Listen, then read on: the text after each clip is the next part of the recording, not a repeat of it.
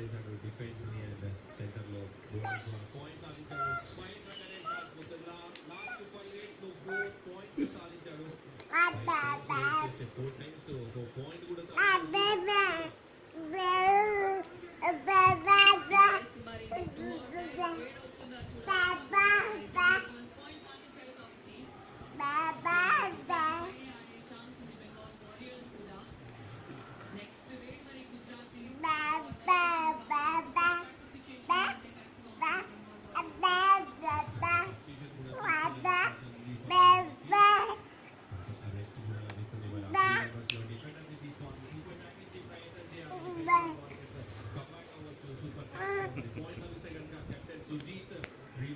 కొట్టు మమ్మీని కొట్టు లాలి ఎక్కువ